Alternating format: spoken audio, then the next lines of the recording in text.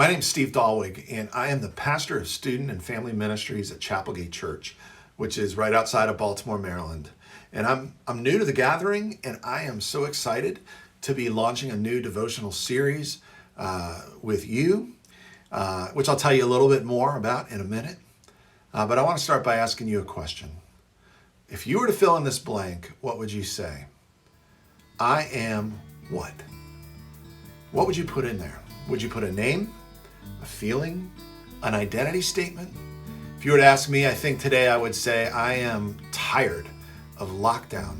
I would say I am frustrated that I can't be with my students. I don't know about you, but there's something about quarantine. You get to spend a lot of time with yourself, and it makes you do a lot of soul searching and wrestling with your own feelings and your own thoughts and your identity. You struggle with the questions of who am I and what gives me meaning and purpose in my life. But see, God has a plan to reorient us in terms of how we both think about Him and ourselves. And it's all rooted in Him. You see, names matter.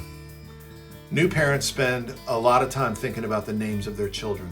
My wife and I spent months thinking about what we wanted to name our kids. But in biblical times, names had even more significance. It wasn't just about being trendy or what sounded good with your last name. You see, every name that was given was packed full of meaning, and it was personal to that child. And so we should fully expect that God's name should be extremely important and full of meaning. His name is first given to Moses. Yes, the Moses who stood up to Pharaoh, who led God's people out of slavery in Egypt and who took them towards the promised land. In the passage I want to read to you, Moses had been in hiding because he had struck an Egyptian who was beating a slave and killed him. And so Moses was up on a mountain, he was shepherding some sheep, and then he came across this burning bush. And out from the bush came the voice of God. And God tells Moses to go to Egypt and tell Pharaoh to let his people go. And this is how Moses responds. This is from Exodus chapter 3, beginning in verse 13. Moses said to God, "Suppose I go to the Israelites and I say to them, 'The God of your fathers has sent me to you.'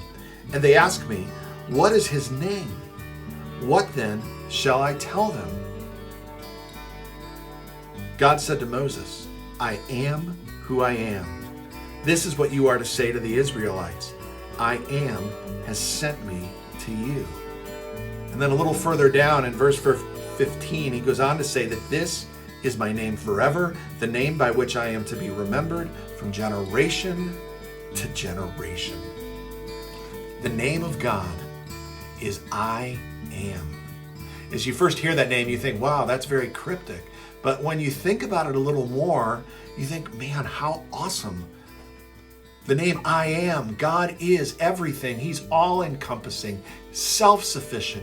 Anything we need or want or strive to be is found in Him. And we see this very vividly in Jesus Himself, God's very Son.